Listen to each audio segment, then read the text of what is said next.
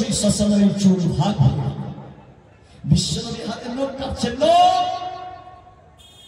নখগুলো নবীর সাহাবীরা নিয়ে তার কৌটার ভিতরে রাখছে। এটা আমার নবীর নখ, এটা আমার নবীর চুল। তাই সকালবেলা উঠে নবী সাল্লাল্লাহু আলাইহি ওয়াসাল্লামের চুলে একবার চুমা দিয়ে আমার অশান্ত হৃদয়কে শান্তিতে ভরপুর করে নেব। নবীর হাতের নখ আমি শান্তিতে ভরপুর করে নেব। আস্তে আস্তে একটা চুল এসে গেল কাশ্মীরের হযরতপুর মসজিদে সোনার কৌটার ভিতরে একটা সুরক্ষিত জায়গায়। ওই জিনিসটা যখন লুকায়িত ছিল 1964 সালে হিন্দু মুসলমানের আপনার সাম্প্রদায়িক হওয়ায় রটে গেল যে ওই চুলটা চুরি হয়ে গেছে। সরকার তোমাকে ওই চুল উদ্ধার করতে হবে। আমরা জানি না ওই চুল, সরকার বলল চুল কে চুরি করেছে না করেছে সরকারে বসে থেকে না, নেমে যাও। আমার নবীর চুল কে চুরি করেছে যে কোনো পর্যায়ে ধরে দিতে হবে। যদি ধরে না দিতে পারো, আমি পাকিস্তানের প্রেসিডেন্ট বলছি, তুমি সাবধান। আমাদের পাকিস্তানের যত বাসিন্দা আছি আমরা নবীর একটা চুলকে উদ্ধার করার জন্য জীবন দিয়ে দেব, কিন্তু চুলকে আমরা কোনদিন চুরি হতে দেব না। এ হলো নবীর দরদ, এ হলো নবীর মহব্বত, এ হলো নবীর ভালোবাসা। যার ঘামে এত, যার ঘাম এত দাম, থুতু এত দাম, উজুর পানি এত দাম, পেশাব দাম। বিশ্বনবী পেশাব করে রেখেছেন, নবীর ভক্ত পেশাবটা পান করে নিলেন। আরে পেশাব পান করার জিনিস না রে। আমি আপনাদের জিজ্ঞাসা করি, বিশ্বনবীর পেশাব না পাক না? আমার একজন ভাই বলছেন পাক, তার কাছ থেকে শুনেছেন জানি না, বিশ্বনবীর পেশাব পাক। আমার নবী বললেন আমার বডি থেকে বার হওয়া পেশাব তোমার শরীরে ঢুকেছে, শরীর জাহান্নামের আগুনে স্পর্শ। কেন? আমার শরীর থেকে বার হওয়া পেশাব তোমার শরীরে ঢুকেছে, অতএব ওই বডিটা জাহান্নামের আগুনে আমার পেশাবের মর্যাদা রক্ষা করতে তুমি যত বড় পাপী হও, তোমার লাশ জাহান্নামের আগুনে পুড়বে না। মুসলমান তুমি বুঝলে নবীর ঘাম অর্জন করলে জাহান্নামের আগুনে স্পর্শ করবে।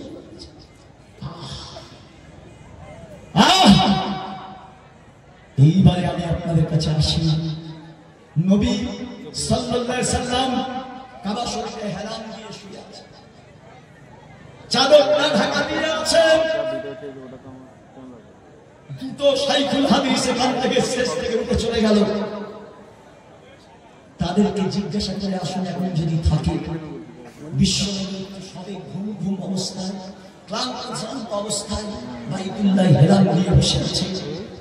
হযরতে খাব্বাব রাদিয়াল্লাহু তাআলা আনহু ব্যথিত মনে, দুঃখিত মনে, শোকাহত মনে যে হযরত মুহাম্মদ সাল্লাল্লাহু আলাইহি ওয়াসাল্লাম নীরব দর্শক হয়ে আমাদের উপর যে পেটন আসছে সেই পেটন দেখছে, নবীর প্রতিকার করতে পারছেন না, এদের জন্য বদদোয়া করতে পারছেন না।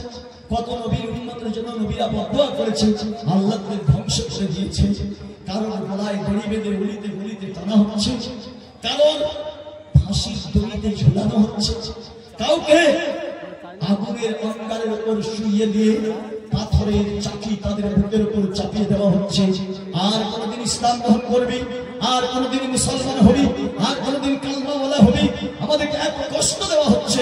হযরত খাব্বাব রাদিয়াল্লাহু আনহু কাবা শরীফের কাছে এসে জোরে সরে উচ্চস্বরে বলেন, আলা তাসতানুল্লাহু লানা।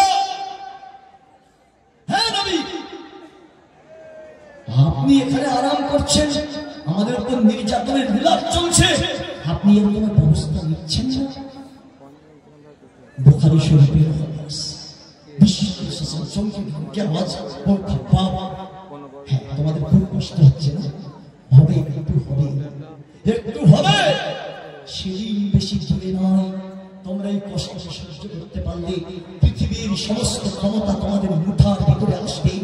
পৃথিবীর পরিচালক তোমরা হবে, বিশ্বকে পরিচালনা তোমরা করবে। একটু ধৈর্য ধারণ করো।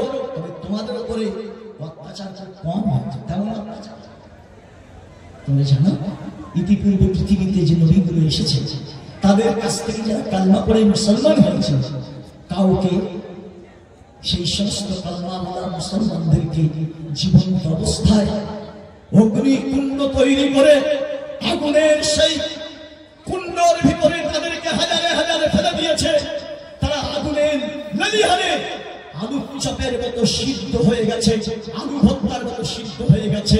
তারা কোনোদিন অভিযোগ করে আরো জানো কি কষ্ট হচ্ছে? শুধু কালমা পড়ার কারণে তাদের মাথার মাঝখান থেকে কোরআন চালিয়ে দেওয়া হয়েছে। শুধু কালমা পড়ার কারণে জীবন্ত মানুষকে দাঁড় করিয়ে দেওয়া হয়েছে, লোহার চিহ্ন দিয়ে গোশতগুলো নিচে নিচে নিচে নিচে দেওয়া হয়েছে। শরীরের হাড্ডির গায়ে সামান্য কোনো গোশত ছিল না, সব মুখে দেওয়া হয়েছে।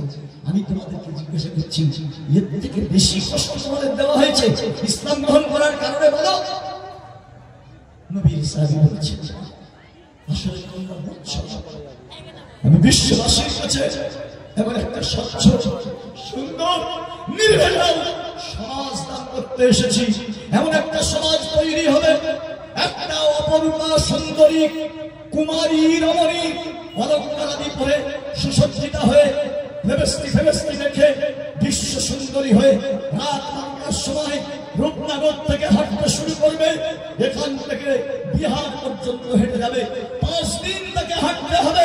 এই 5 দিন হাঁটার পথে কি রাত 10টা, কি রাত 11টা, কি রাত 12টা, কি রাত 1টা, একটাও পৃথিবীর এমন শয়তান মানুষ থাকবে না তোমার মুখের দিকে একবার নজরটা তুলে দেখবে। আল্লাহর ভয় তাদেরকে থাপকে রেখে দেয়, তোমার ঈমান চলে যাবে। খবরদার দেখতে চলে না। খবরদার। মক্কা থেকে নিয়ে হাজরে মউত পর্যন্ত 5 দিনের রাস্তা। রাত্রে কি দিনে কি তার সতীত্বের উপরে আঘাত করা তো দূরের কথা, তার চোখে চোখ মিলিয়ে দেখবে না যে মেয়েটা ফর্সা। আমি বিশ্ববাসীকে এই সমাজ দান করতে এসেছি। দান করেছে যারা নিজের মাসিক ত্যাগ করত, নিজের বোনকে যারা ছাড়ত না যৌন লালসায়, নিজের বোনকে ধর্ষণ করত, নিজের সৎ মাকে বিবির মতো যারা ব্যবহার করত, সেই 26 বছরের ফিনফিনে যুবক কালমা পড়েছে।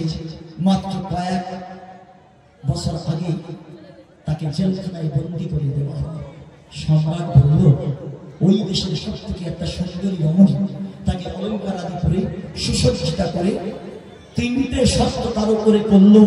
1 নম্বর হলো 3 দিন ওকে কিছু খাওয়া দিই নাই, 3 দিন ওর পিপাসার পানি দেই নাই। পিপাসায় সে কাঁদছে, ক্ষুধায় সে কাঁদছে।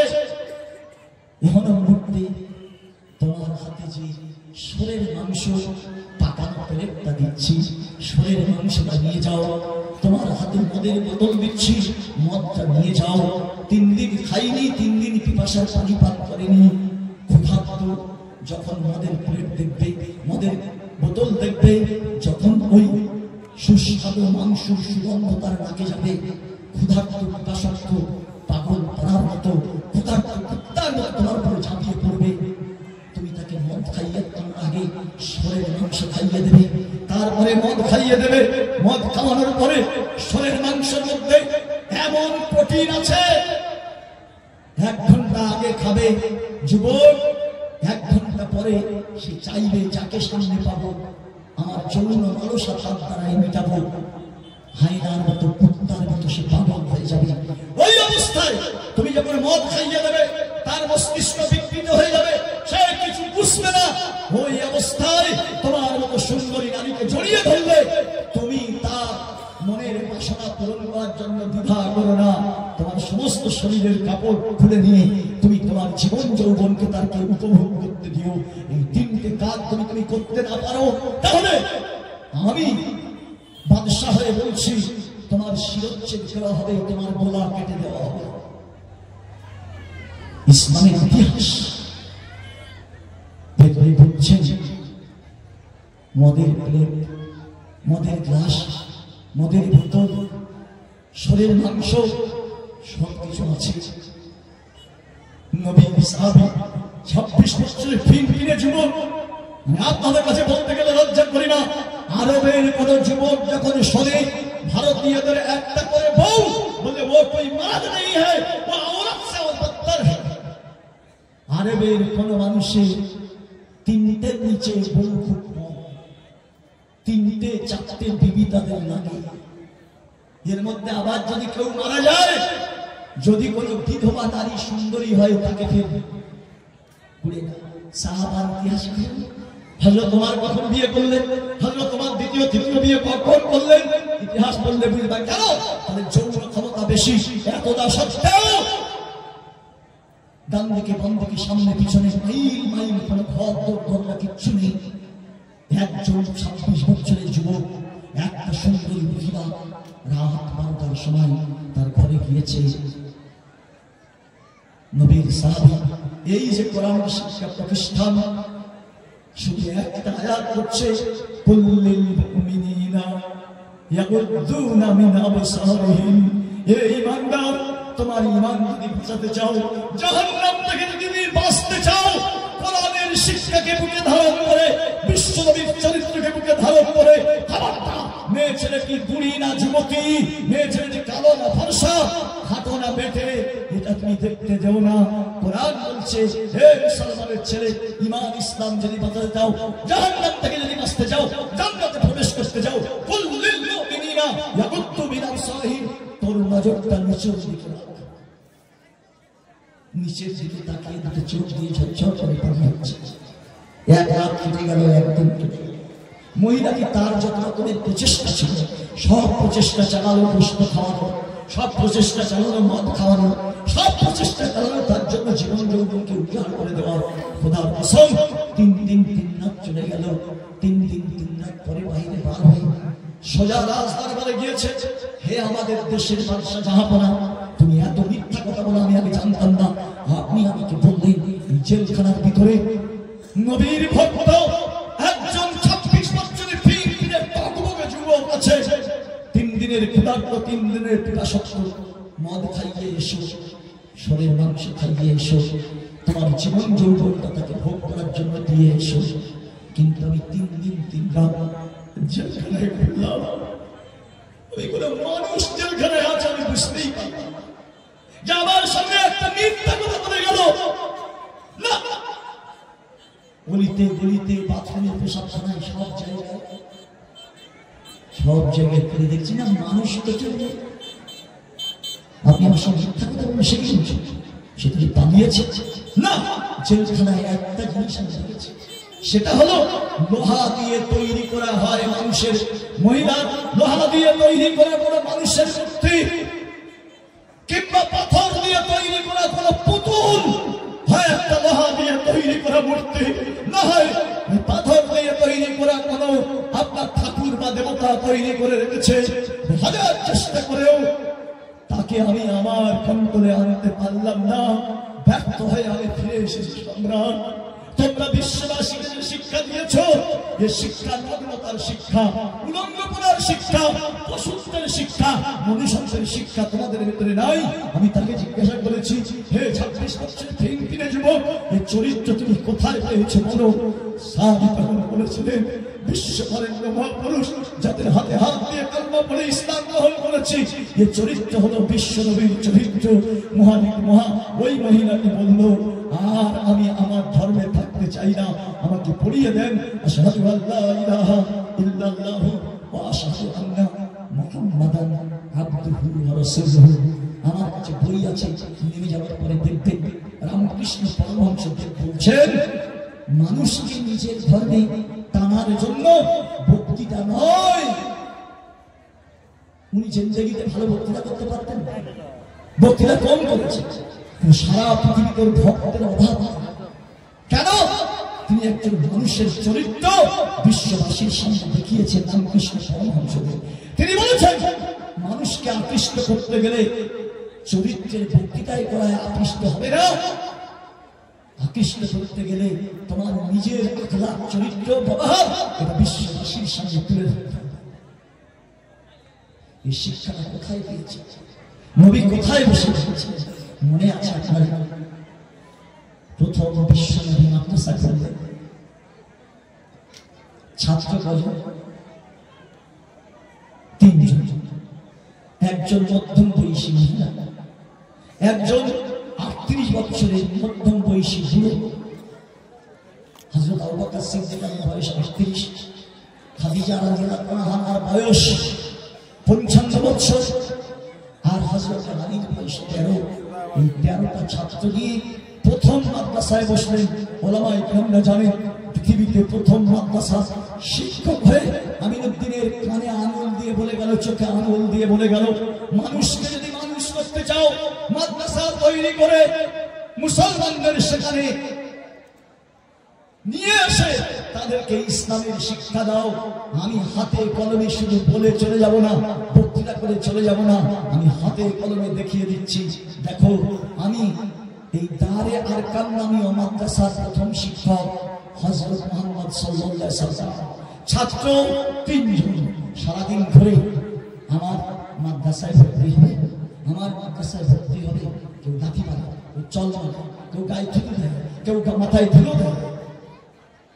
কিন্তু নবী হচ্ছে ছাতি ফাটবে, মাথা ভাঙবে, খেলা ছেড়ে যাবে, দাও না, দাও না, দেখবে মানুষ তৈরি হবে, মানুষ দাও। নবীর দাওয়াতে সাড়া দিয়ে 3 জন থেকে বেড়ে 5 জন, 5 জন থেকে বেড়ে 10 জন, 10 জন থেকে বেড়ে 12 জন। ইতিহাস হায়াতে সাহাবা করে দেখবেন, বাড়তে বাড়তে বাড়তে বাড়তে নবীর চাচা এসে বলল, হে মুহাম্মদ, আমি তোমার ধর্ম গ্রহণ করি, তাই বলে তুমি মনে করো না আমরা তোমার পাশ থেকে সরে গিয়েছি। তুমি আমার ভাইপো, তুমি আমার ভাইপো, আমি তোমার চাচা। কেউ তোমার উপরে অকথ্য ভাষায় গালাগালি করবে, আর আমরা তোমার চাচা হয়ে যে ব্লাড তোমার শরীরে সেই ব্লাড আমার শরীরে, যে দাদার ব্লাড তোমার শরীরে সেই দাদার ব্লাড আমার শরীরে। অতএব আমাদের রক্ত এক, আমাদের একটা বংশ মর্যাদা আছে। দেখো, আমি আস্তে আস্তে দেখলাম তোমাকে আবু জেহেল অকথ্য ভাষায় গালাগালি করছিল, আমার হাতে তীর আর ধনু ছিল, ধনু দিয়ে সাকান করে তার মাথায় মারলাম। মারার পরে মাথাটা ফেটে গেল, গল করে রক্ত বার হতে লাগলো। সে আমাকে অনেক বড় ছোট কথা বললো, আমি পরোয়া করে নেই। যতদিন বাঁচবি আবু জেহেল, আমার ভাইপোর বিরুদ্ধে যদি কোনো কথা বলছিস, বডি থেকে মুন্ডটা নামিয়ে দেব। আমি তাকে মাথা ফাটিয়ে দিয়েছি, গানের প্রতিশোধ নিয়ে নিয়েছি। আমি পৃথিবীতে কাউকে মারতে আসেনি, কারণ রক্ত ঝরাতে আসেনি। আমি এমন একটা স্বচ্ছ সুন্দর নির্ভেজাল পূর্ণাঙ্গ শান্তিময় জীবন ব্যবস্থা বিশ্ববাসীকে দিয়ে এসেছি। সেই জীবন চরিত্র যদি তারা গ্রহণ করে চলে, সারা পৃথিবীতে সমস্ত মানুষ তাদেরকে সেজদা করবে, সেজদা। সেই সম্পদটা আমি তোমাদেরকে দিতে এসেছি। আমার শরীরটা ক্লান্ত লাগছে, বেশি কথা বলবো না। আমার প্রাণের ভাইরা, চাচা, ভাই বোন, তাহলে কি করবে? তোমার মনটা সন্তুষ্ট হবে? বলছে, কার মাথা ফাটিয়েছো, কার রক্ত ঝরিয়ে দিয়েছো, আমার পানি দিয়েছে তার জন্য কার প্রতিশোধ নিয়েছো, এটা আমার কাছে চাহিদা নয়। আমার কাছে চাহিদা হলো, তুমি যদি আমার কলিজা ঠান্ডা করতে চাও, তাহলে তুমি একবার কালমা লা ইলাহা ইল্লাল্লাহ পড়ে নাও। হামজার মতো বীর পুরুষ ইসলামের শিশাল ছায়া তলে আক্রমণ করলো। বিশ্বনবীর মাদ্রাসা ছাত্র সংখ্যা তখন বেড়ে দাঁড়ালো, 3 জন থেকে বেড়ে দাঁড়ালো 39। তারে আরকাম পৃথিবীর প্রথম মাদ্রাসায় ছাত্র সংখ্যা 39। আবু জেহেল মাতব্বর দেখা নেই, এক এক এক এক করে করে করে করে সব তো নেই। আমাদের পার্টি আর থাকবে না, ও সব চলে যাবে। টাকার লোক দেখা, পয়সার লোক দেখা, নারীর লোক দেখা, কারোর লোক দেখিয়ে হবে না। অনেক চেষ্টা করেছি, টাকা নেই, পয়সা নেই, সুন্দরী নারী নেই, গাড়ি নেই, বাড়ি নেই, বিল্ডিং নেই। তারা বলেছে, আমরা যে সম্পদ পেয়েছি তোমার মতো কুত্তার কাছ থেকে পৃথিবীতে আমি কিছু নিতে চাই না। তারা আসবে না, কি করবি, কি করবি? পৃথিবীতে প্রথম শিক্ষক উনি। যদি কোনো প্রকারে ছলে বলে বলে কৌশলে শিক্ষকের শিরোচ্ছেদটা করে দেওয়া যায়, মুন্ডুটা কেটে দেওয়া যায়, ওই 40 জন ছাত্র সৎসমান ধরে পালিয়ে যাবে, আর পৃথিবীতে মাদ্রাসা থাকবে না। এই একটাই প্ল্যান ছাড়া আমার ব্রেনে কোনো প্ল্যান আসছে না। তোমরা কেউ আছো? আচ্ছা, হযরত মুহাম্মদ সাল্লাল্লাহু আলাইহি ওয়াসাল্লামের শিরোচ্ছেদ করবে পৃথিবীর লৌহমান বীর পুরুষ হযরত ওমর ফারুক রাদিয়াল্লাহু আনহু মুন্ডু কাটতে গিয়ে মুন্ডু তার কাটা হলো না। বিশ্বনবীর পায়ের তলায় মুন্ডুটা গুটিয়ে দিল।